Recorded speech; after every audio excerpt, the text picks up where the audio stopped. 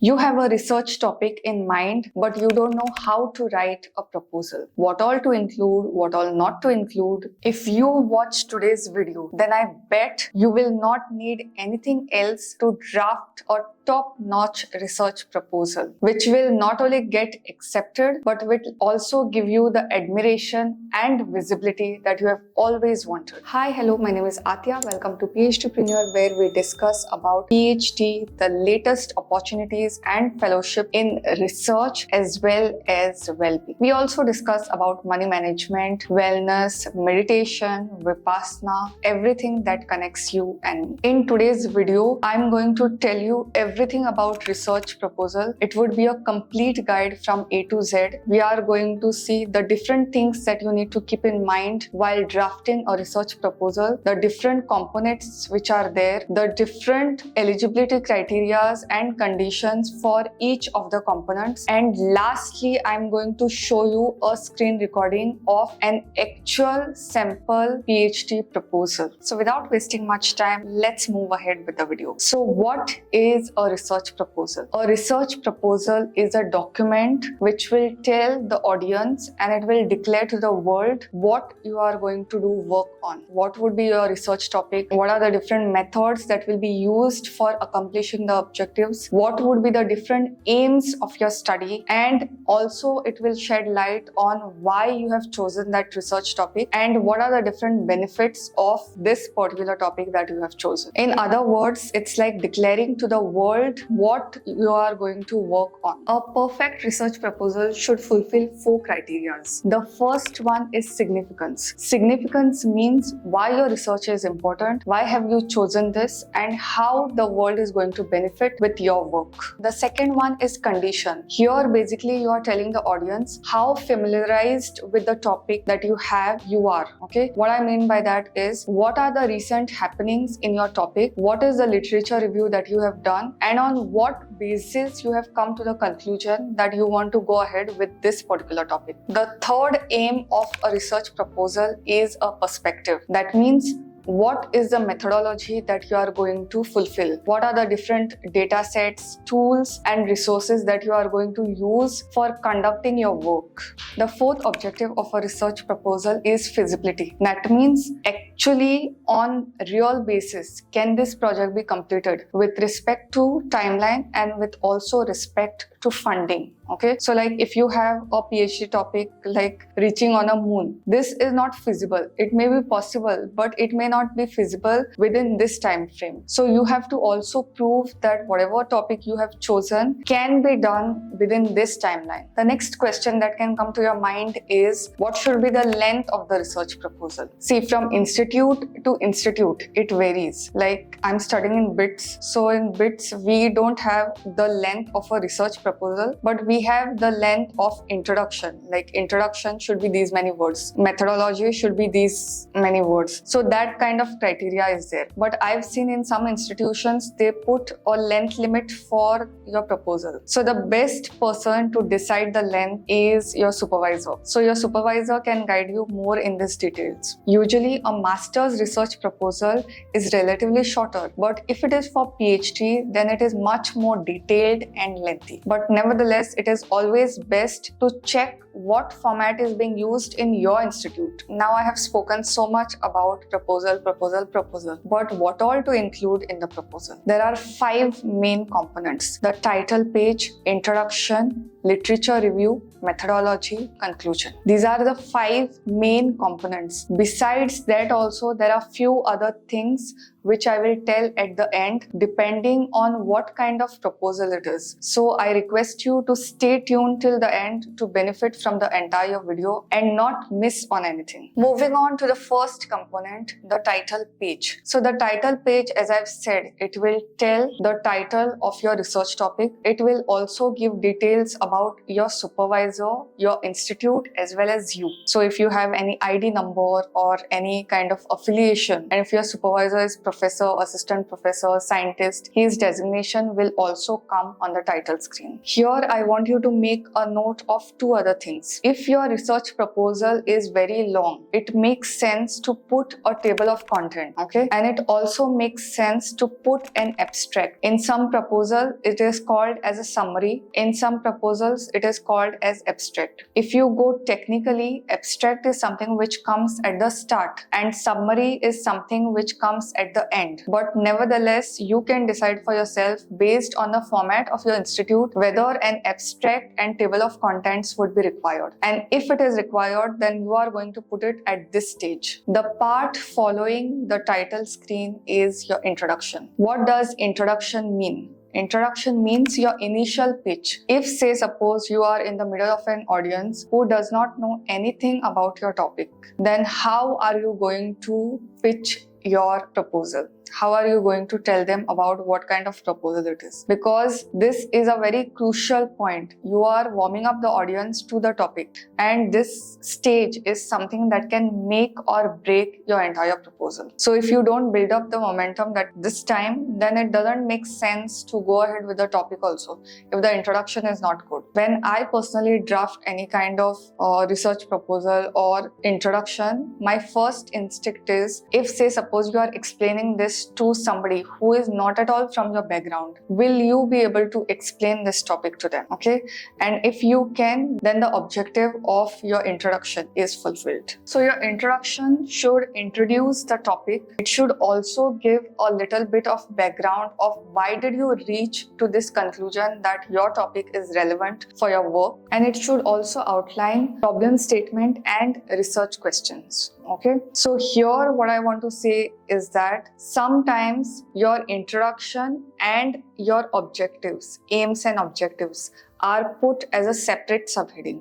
Sometimes it is clubbed in introduction. So you will have to be familiar with the format which is there in the institute to understand if it is separate. If it is separate, like in bits, introduction is separate, your aims and objectives are separate. So in such cases, you need to present two slides. If it is a PPT and if it is a document, then two separate subheadings. To draft a good introduction, I am flashing 5 questions over here which will help you to understand and to draft a perfect introduction. First one is, who may have interest in the topic? Is it the scientist? Is it the politicians? Is it the policymakers? Who do you think will benefit most from your research proposal? The second question is, how much is already known about the topic? What all details you know exactly about this topic?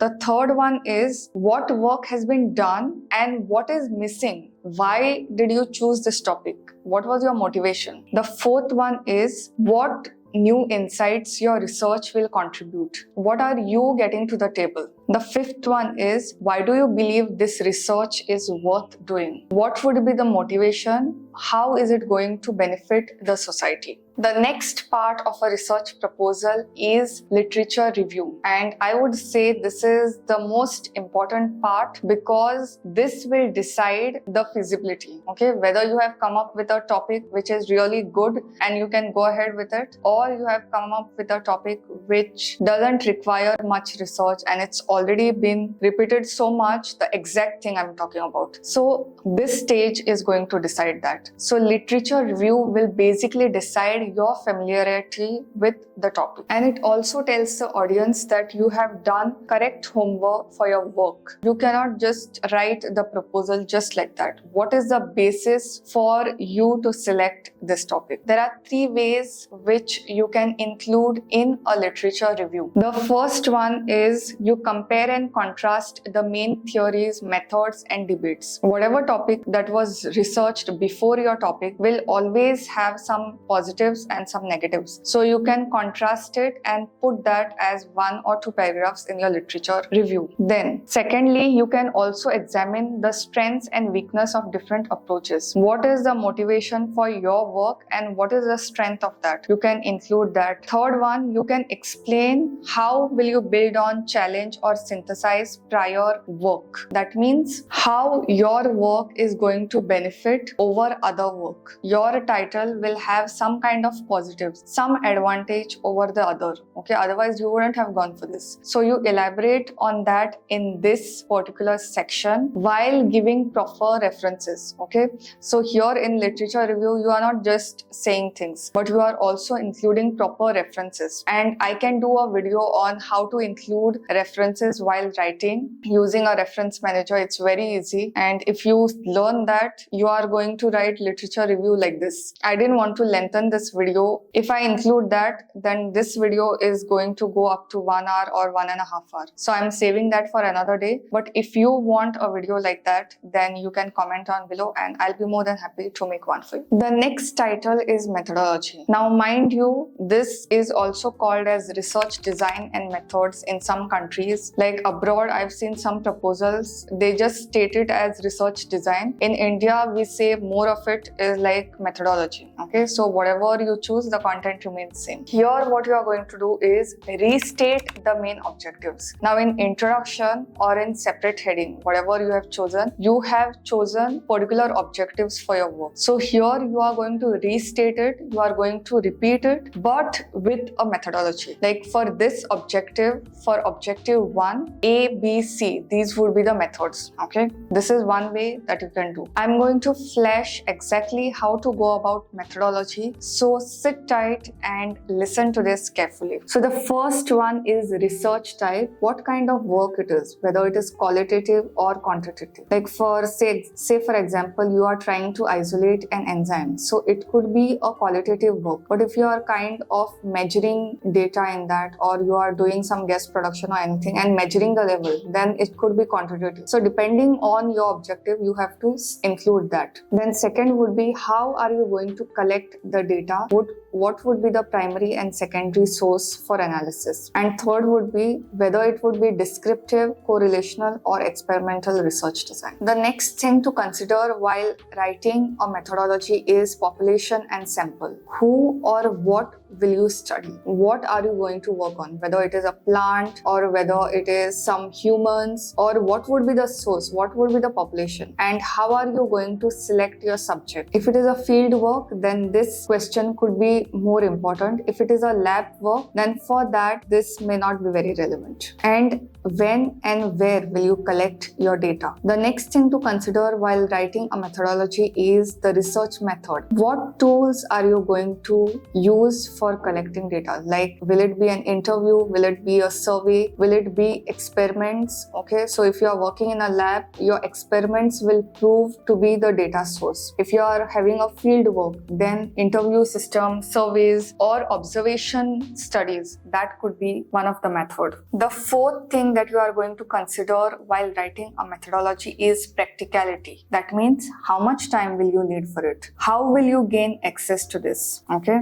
if it is a field work, and what kind of challenges can you expect? So depending on that, your methodology also will change. For example, if it is a field work and you need to conduct a trial on, say, suppose hospital patients. So in such case, to get permission and to get access to those patients, these may require prior formalities. So that also you need to include in this part. Now that you have understood how to write a good methodology, the next thing to do is how to write a good conclusion. Okay, mind you, in some countries, conclusion is also called as contribution to knowledge. So depending on what is the format, you may choose whatever suits best for your proposal. So conclusion is relatively short, and when I say short, it means shorter in comparison to methodology and introduction. So in conclusion, you are going to write about how your work is going to benefit the society. What would be the long-term implications, in short. Secondly, you are also going to restate the objectives. You are going to repeat how your work will fulfill the aim which you have set in introduction. And thirdly, you can also give the scope. So your work will give you this result. But if further work is done, then these results could be got. Okay. So now I don't know how to give an example. If you get back to me with the topic, then I can help you probably with that. The last part is the reference list. Reference list meaning whatever citations you have noted in the literature review, we need a quick list of that in the reference section. The best way to achieve this is to use a reference manager. There are so many, like Mendeley is the main one, Zotero is there, EndNote is there. So there are several, and I can do a tutorial as I've said earlier. If you do everything step by step, then automatically your reference list will be created, okay, if you are using a reference manager. Otherwise, I've seen some scholars, they manually put references in this section and it is a headache. It's very time consuming. So I highly recommend, and I don't just recommend, I feel you must use a reference manager for putting a reference list together. So whenever you are drafting a literature review, automatically your references will get inputted in the reference list section. You don't have to manually put it one by one. Secondly, a reference manager will also help you to note or to select the style, okay? So like there are different formats for writing a reference. Sometimes the journal names comes first, sometimes the author names comes first. So depending on your format which is there in the institute or in the university where you are doing PhD, the reference list style will change. So a reference manager would quickly allow you to change the style in one click and use it for all the references. So your headache would be gone. So what I've shared with you are the main components which are compulsory. Some proposals have an additional components. So understand this very carefully. The first one is timeline. So some institutes require you to tell you in what time you are going to finish what, okay? So like if you have 4 objectives that you have mentioned in the introduction or in a separate subheading, then objective 1 may take 1 year, objective 2 may take 1 year. Then after finishing all the objectives, thesis writing may take some time. So what is the time? Some proposals will call for that kind of specifications. Like in BITS, we have something called as a timeline or stages of a proposal. In that, we have to put this. So you will have to check in your institute. Secondly, budget. If you are a government body or even a private body for that matter, and you are drafting a proposal to get money for your work, then in such cases, budget is mandatory. Okay, if you are a research scholar or a master student, then budget may not be important for you because your supervisor or the governing body where you are working, they have already got the funding for the proposal and you are doing the proposal as a part of your curriculum. But if you are some entity like government organization or private organization, you are sending a proposal for funding, then these are the points that you need to keep in mind before you draft your proposal. The first thing that you will do is check what kind of funding the funding agency would want to give. Like certain agencies, when they are giving money, they are giving in these categories. So if it is there in these categories, then you should be aware of that. Now I'm flashing few criterias over here. So you need to keep this in mind before you draft your funding or your budget ka section. First is cost. Exactly how much money will you need, and also why is this cost necessary to complete your work. Also, how did you calculate the amount? You cannot just say the amount just like that if it requires 50,000, then you cannot say it requires 1 lakh. Okay, so you need to give proper justification for that. While determining your budget, also think about travel cost. You may not get everything in your lab or in one field work. You may have to travel everywhere, so that travel cost also should be put inside. The materials, how will you get access to any tools or technologies? If it is some kind of clinical trial, then how are you going to get volunteers for that? What kind of budget you expect. Also, if you need to hire any research assistants for your project, then you will have to pay the salaries also. So their salaries in advance should be there in the budget. Now these additional sections that I've mentioned, the timeline as well as the budget, these two, where to place them in the proposal, that you will have to inquire with the authorities. Okay, there is no strict measure that funding details have to be there at the starting only or at the end only. But these two headings may be important, so that's why I thought of including it in this video. Now that we have gone through the entire thing and you are well aware of the different components, I think by now you will be more aware of the proposal than me, and it's a good thing. Let's see how exactly a research proposal looks like. I'm going to show you a sample and hopefully that will give you an idea. Because if I don't do that, my Instagram DM will get flooded with messages asking me to show a sample of research proposal. So without further ado, let's go to the screen. Here what I have in front of you is a sample proposal. We are on the title page and the title over here is the potential role of social media to improve agility in South African fashion industry supply chains. You have your student name, student number, supervisor name, University of so and so. What I want you to remember over here is that research proposal style may change over countries, over different aspects. So if you are thinking that just one format is going to work everywhere, it may not be the case. You have to check with what format you have in your institute. As far as this particular research proposal is concerned, you have your executive summary. They have stated what is the problem and they have also stated the background information. Then they have moved into the research questions. This can also be equated to gaps. They have divided it into a theoretical framework and moved on with the methodology. Then here they have started with the introduction, which then proceeds to background of the study. So you can somewhat say that it's like a literature survey, then a research problem, then you have the research questions, and also research objectives. So as far as I can see, this proposal is relatively more structured and there are several subheadings. So you can go ahead with these subheadings if your aim is to frame a proposal like this. Moving on to the literature review.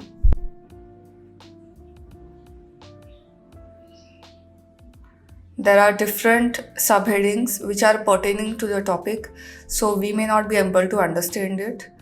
And one thing I want to draw your attention to is the use of these tables and the use of figures. Figures are important in the sense that they help you to understand what's going on, even if you are not from that particular subject. Then we have the theoretical framework.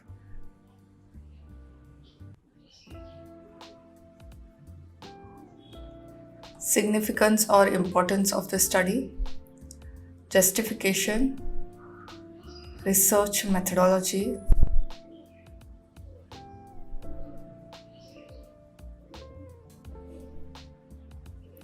and then he ends it with references. There are some links also, there are some papers also. So this is the style of references he uses. Moving on to the second sample research proposal, which is relatively simpler. You have the title over here. Of course, before here, you have to give your details, designation and affiliation. That is there only. Followed by the title. You have the introduction, followed by the statement of the problem. Statement of the problem could also be called as gaps. Then it's followed by literature review, followed with research questions. What questions or what kind of doubts you have after going through literature. And research questions is a link between the literature review and what you are going to propose, your work. So the thing is, these are the questions, these are the doubts that are there with literature, what is already there. Now I am going ahead to fill these doubts with answers through my work. Then you have methodology, data and variable. This would be specific to the work. This would be specific to the work of the person. Then you have implications, or you can also end it with a conclusion, followed by references. So as you can see from this, there is no set, strict and rigid graph of a research proposal. The overall outline remains the same and you have to tweak it as per your work. I hope this helps. I hope you have enjoyed today's video. I tried my best to put whatever I know about this topic in today's video. A research proposal is never final. Okay, that means if you submit it now, it doesn't mean that it doesn't get changed, because once you start working, the situation may be different, the resources may be different, the kind of people you are working with may be different, and that can lead to changes in the methodology as well. But it makes sense when you are drafting a research proposal to give your best in it and to make sure that all the relevant points are included. I think this video has pretty much covered everything, but still, if you have any doubts, the comment section is open. Till the next time,